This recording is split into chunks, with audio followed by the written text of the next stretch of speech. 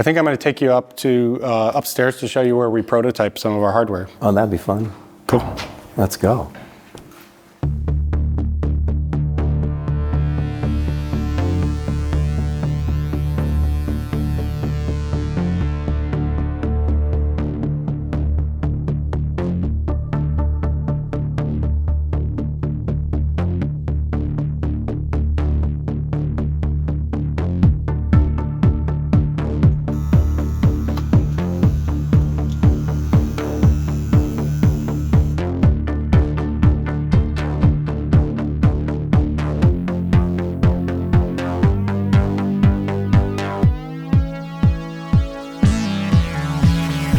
This is Philip again, our industrial designer. Yeah, that's the workshop. Actually, we have a CNC machine here. What's a CNC machine, Philip?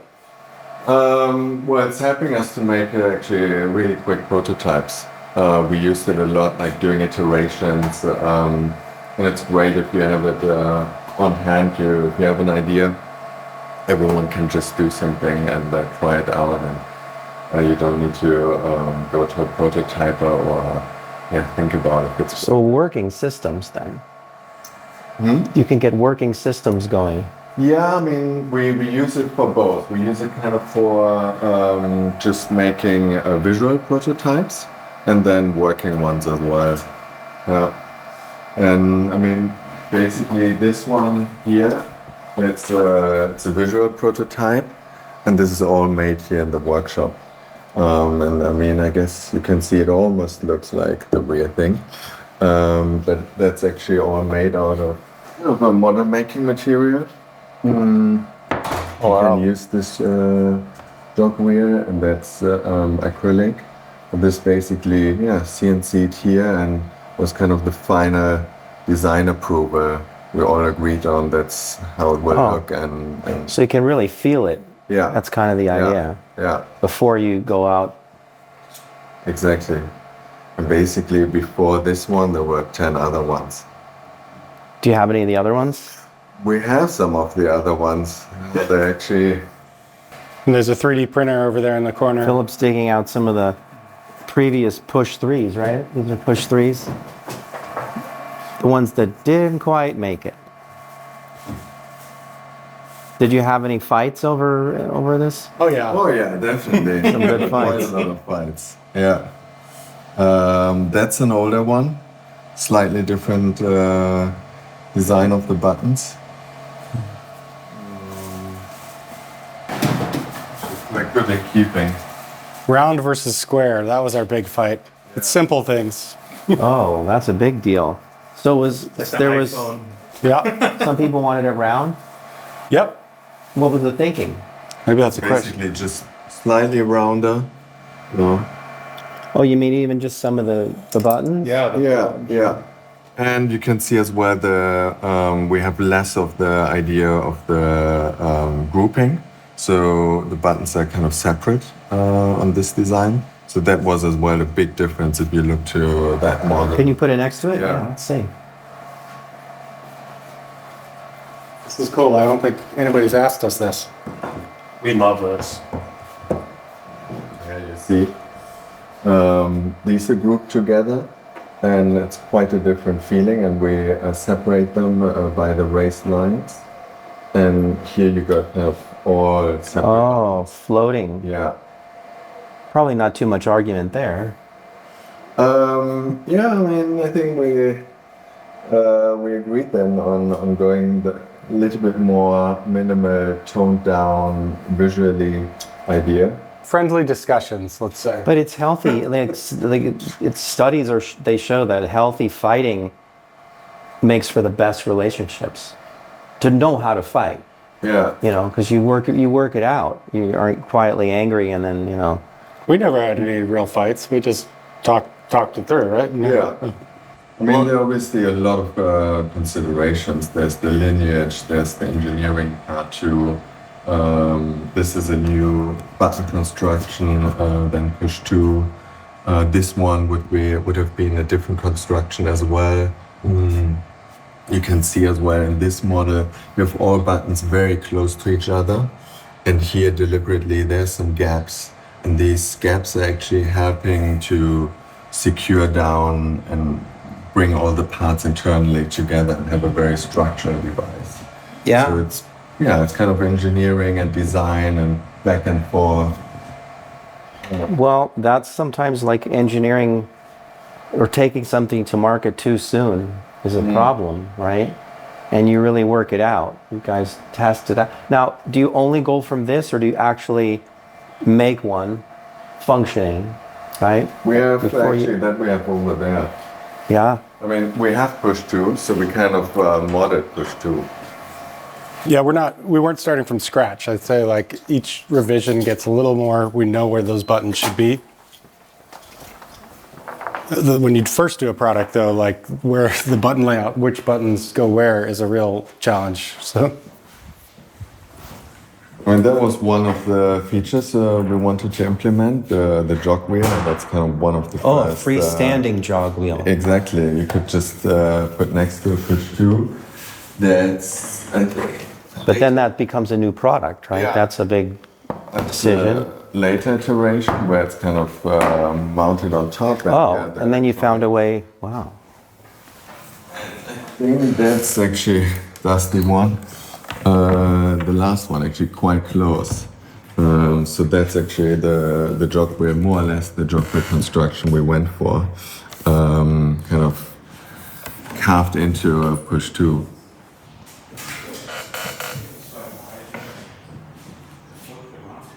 Yeah, and then I mean, there's some nice things about push 2. I don't know if you've seen it. Like we designed really everything now. So this is a custom power supply.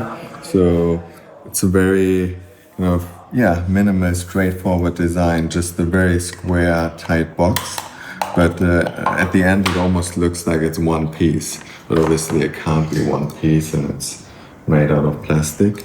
But really nicely and tightly produced. I love it. You know, that's one of the differences, I think, between like some of the earlier synthesizers. There's just kind of beautiful design to them, you know? I know they were working with a lot less, but I guess maybe it was just indicative of the period, you know, because they would put wood on it and then they'd work on the knobs and all that sort of thing. And then I see now they just kind of have to go with what's less expensive, maybe. Yeah. You know, and they don't always feel as good, but you're like more of a company like Braun or Apple or, you know. We definitely have gone to our Braun museums for sure together, and That's just the source, isn't it? Braun Yeah. is for anything design of the 20th century and later. yeah, and I think You know, guys like, go there? You go to the Braun Museum? we've been to a couple different places Together, Yeah. with Gerhard. Yeah. That's one of the first things. I just threw out Braun, and then you guys actually, because I can see it. Talked about it last night. Yeah, I was pointing out to Dante the similarities of a lot of things to Braun. I mean, everybody just goes there, but they figured some stuff out. It just looks Definitely. good, and it's streamlined and clean. And we looked together, and we were in Tokyo and went to different museums to see, you know, like old Sony stuff, and we're interested in it. So the three Philips of you? I don't remember who everybody was on our trip to Japan, but we go together to a lot of we things. went, Johannes went. Yeah, I think the interesting thing with Braun as well, it's and I think that applies to our work too. It's a lot of graphic design there actually, and Braun has really nailed it. I think doing the graphics on all their products really nicely on the amplifiers. Like on the finer product, there's really, I have to say, a lot of inspiration from Braun design. This version now, and compared to Push 2, it's symmetrical. So you have really the pad symmetrically in the device. And we try to create kind of a new kind of hierarchy as well with the encoders. So the most important one is the biggest and flattest. The volume is kind of still important but smaller. Tempo and swing is kind of differentiated from the top encoders. So Yeah, there's some inspiration if you look at how the Braun products were designed. You can see as well that kind of very hierarchy, which feels kind of natural.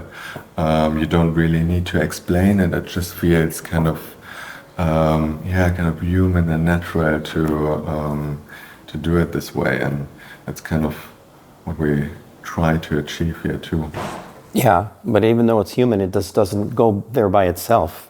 You know, you kind No, of. it's a lot of thinking goes into it, and I mean, obviously there are many constraints. There are incredibly lots of electronics in there, and you may need to. I see. You can't just put a button or a knob anywhere you want to. Yeah, it's a huge lot of discussion. So then they have to clear out certain areas, Yeah. like if you have a giant button, right? Because you showed us this takes up some space here. Yeah, and I mean, think about this one. This is thinner. The Push 3 is thinner than Push 2, but we added a battery, a computer, a hard drive, an audio interface, and a jog wheel into there.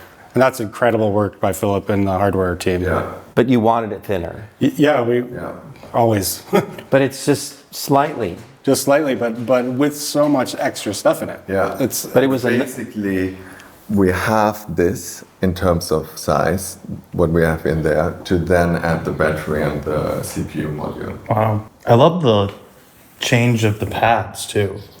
On Yeah. 3. Yeah, and there's a lot of thought that went into like the white lines between the pads too. That kind of like indicates that it's open now. For 100% for me, like I would feel not the same sliding. Yeah. Because I feel like there's a unibody here. Yeah. A unification. You know, there's a connectivity between the notes. There's flow. I mean, I think all of design, like a lot of it comes down to flow.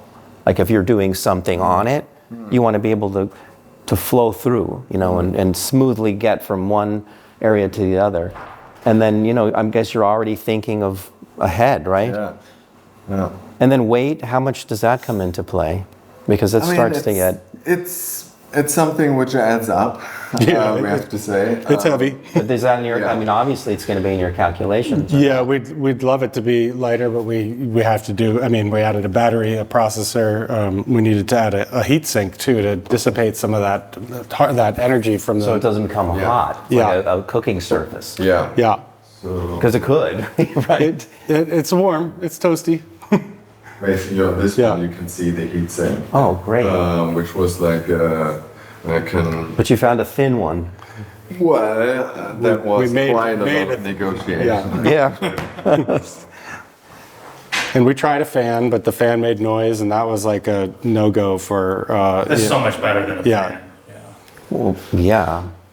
That's another aesthetic thing. Yeah. Well, for our studio, you can't. It was making noise, and we were like, no. Well, I think we are all very lucky that it doesn't look like this. Oh, that's a fan model? No, that's a big heat sink. Oh That's my a big goodness. heat sink. So that So that was one of the first ones where This is great. I love it. I think the idea was really we want to go for passive cooling. You had to turn it on with cranking a cable, you know. And then we went like, what would be, that should work for sure. And then basically step by step we went smaller and did this is basically heat paste. This is one of the final ones. Whole box of samples. So this is the heatsink box. Yeah, that's the heatsink box. Here we have different versions. That's slightly bigger.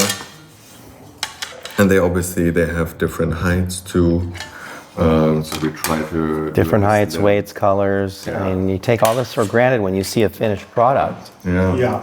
Yeah, but just this with engineering and testing, that was quite some time until we nailed it. And we felt comfortable with that solution. And it was this really Camillo doing heat cycling tests for days to see is it really a comfortable heat or warmth you're getting from this when it's on your lap. Oh, you must have been happy because this is really streamlined. Yeah, very happy. That it's doing the job. Yeah. And just one portion. How does it dissipate all over here? The hot things are on this side. The processor is really But you have to make sure you built it that way, right? You can't just say, oh, the processor has to be I mean, it's not, I know the processor is like going to be located, there's one central area for the processor, but aren't there other things that get hot? The pads add a little warmth to it, but nothing really is close to the processor. It's really the processor. So you just have to that's what we circle around the processor. Yep.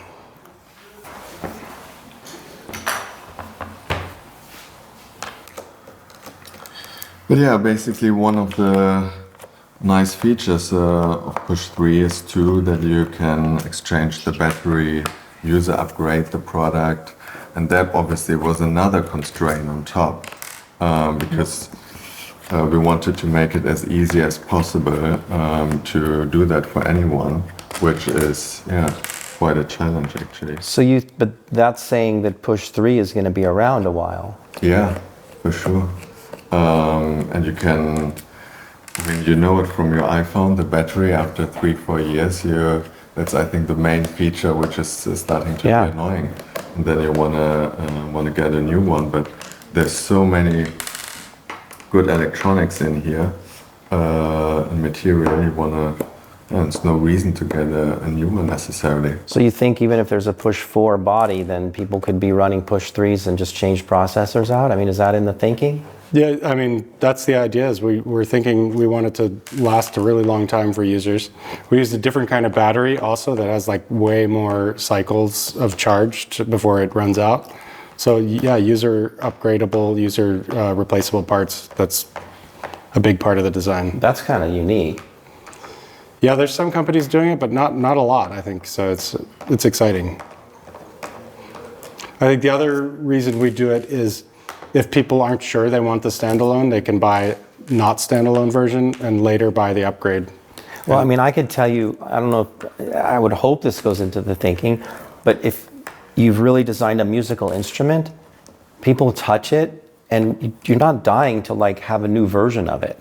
You want it to have more processing power, right? And new features that you might need to keep up with how the industry is changing. But you don't necessarily want the thing to feel like all over again. No, or have to relearn and a new layout. knobs and the buttons, and right? Yep. So I could see people saying like, I'm a Push 3 player for a long time, and then you can upgrade. I mean, that's great because once you decide you're making an instrument, you don't want to be like, oh, here's your new guitar. Yeah, and it feels different. No, and that's been our way. You know, we've done. We did Push 2 was like 2015, you know, so we're not jumping to new products like this. We wanted them to last for a while, and we're not trying to crank them out. So a couple minutes, take some screws off. Exactly, and then you got the battery, the processor, the hard drive, and basically a very kind of slick looking surface. And the idea is that, you can just 2, 3, 4 more screws. You can take the battery out. You can take with these 2 screws the CPU module out. This one is actually just pulling the pin here, and taking it out like that. All doable by the user, without having to. They're not going to mess anything up, right? You kept it clean and protected. Yeah. And then there's we only open actually one window towards the jog wheel because that is kind of our most advanced mechanical part, which could maybe break, on some point, but you don't want to lose the whole or open up the whole thing. So there are 2 screws. Oh, and that can be removed right through there. Exactly. Yeah. But everything else we wanted to hide to not disturb the user when they're changing it or feeling like anxious they could break something. Right. So replaceable, repairable. Exactly. That's the thinking.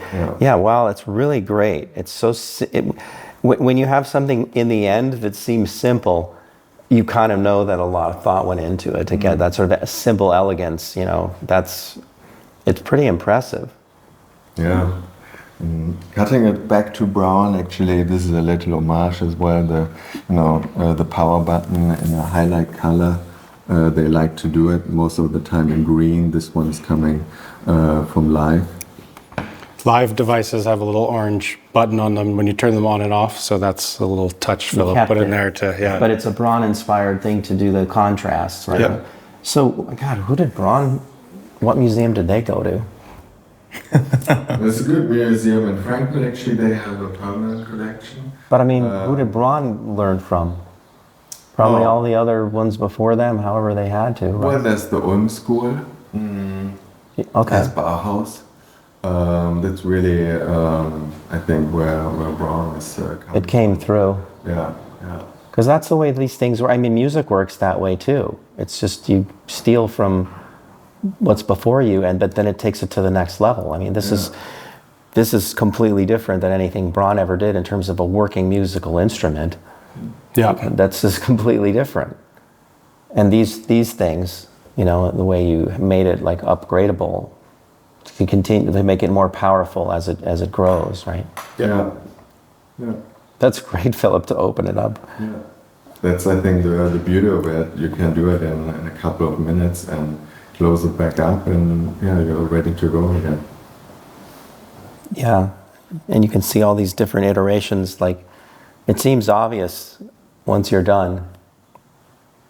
So we've had this wonderful and really detailed tour of the design area of Ableton, especially regarding Push 3 with Philipp Von Lintel.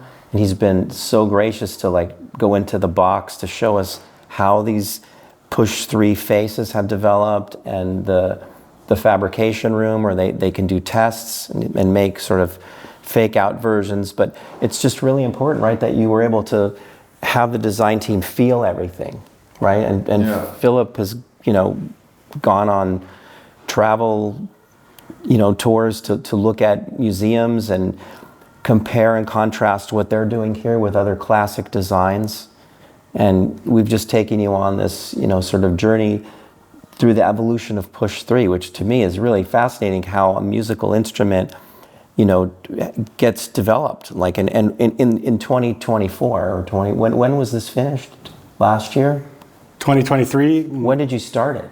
That's 2015 interesting, too. maybe. I mean, we started before Push 2 was out. So Yeah. So, I mean, I think most of the work started maybe 2018, 2019.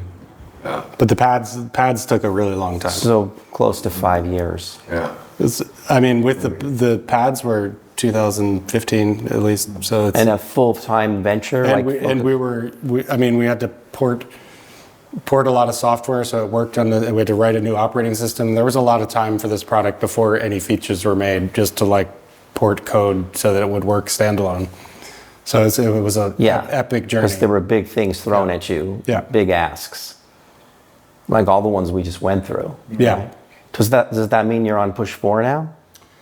Or something else that doesn't even exist? We right? always have ideas. There's always ideas for the future, but I think we have a lot more we want to do with Push 3. I think we haven't even like taken advantage of these pads yet. Like, I would think. there's a lot more we can do there. So what is that? Like in terms of musical categories, like, because I know expression is a big thing, right? And polyphony and independence, because what MPE is bringing, you know, with the polyphonic independence. Are there some musical things or computer type things that you guys are hoping for? Like it's not revealing any product, right? Just where's it going? Let me just say that I'm trying to think of how to phrase this. It's okay to hint a little bit, I think. Right now, all that expression works for playing notes. But those pads do a lot of other things. They launch loops, they play sequencers, they do different things. What would expression be in those areas? I think that would be really interesting to see. And then there's things like there's things like the Korg Chaos pad that does really interesting stuff with effects. And, you know, there's just a lot more we could do with it that could be in the area of effects, sequencers, who knows, I think. So. Well, it's pretty interesting because I've heard sometimes, one person in particular, Robert Margouleff, who was Stevie Wonder's producer and the first owner of Tonto, right, with Malcolm Cecil. And I'm friends with Robert now, and he says that technology inspires music. That's how it, like ever since recorded music, right? So these are the type of things that are, I'm sure you listen to musicians and people that use it, but in the end, you're kind of driving that. So these things are interesting to hear, especially like you're saying, there could be expressivity with essentially triggers. Like, Yep. 'cause I never thought of that, because just like early synthesizers, the keyboards were on-off switches. So triggers are on-off switches kind of now, Yeah. more or less. And that's just one area. Yeah, so there's lots more to do, and also to see how users, what they do with it, because it may be something we haven't thought of yet, because we don't know. It's a new instrument, and we haven't. The virtuosos are just starting to show up. They're just starting, yeah. with this expression thing, and you can see where it's one thing to just pound on it and move around really fast. Yeah. But it's another thing is to like find new music in the thing. Yeah, the gesture thing has been really interesting to me, to be like, oh, I mean, there's other things like pitch bend. There's things I can't do on a regular keyboard, like a Bernie Worrell kind of funk pitch bend wheel thing. I just can't do it. I'm not good at it. But you can do it with But here, touch. I'm just using one finger, and I'm going doo-doo-doo, like it's. And you're feeling that. Enabling certain musical functions to me that I couldn't play before. So. And it's almost like even like in conductor gestures. Yeah, know? Totally. Like when you're kind of what you want the orchestra to do, and you can imply certain things that I can't do that on a keyboard, because keyboard is very much, segmented, I guess, and I can't flow across it, and I can't like make a gesture like that at all. And so I'm a keyboard player, and I still have quantized units, but then I can make gestures across them. It's like for keyboard players, and then setting it up in a guitar setup where the notes reappear, Yeah, and we could consider maybe the layout of the future is something entirely different that goes X, Y, or like who knows, like the if you chaos go quickly, idea, for instance, but other ones that I can't even think of right exactly, now. Yeah.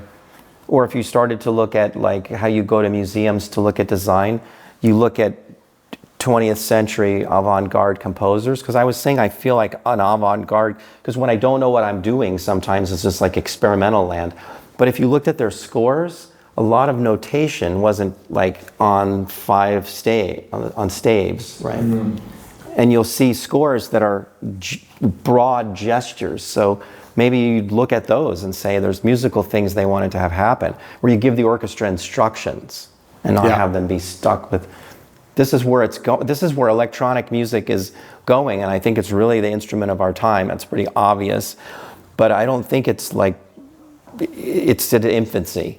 Yeah. I think we'll look back to these days like, this is where expression first started, and I'm so excited to be a part of it and to be able to keep the beauty of some of these original instruments alive, because you have connectivity to them. We didn't leave them behind.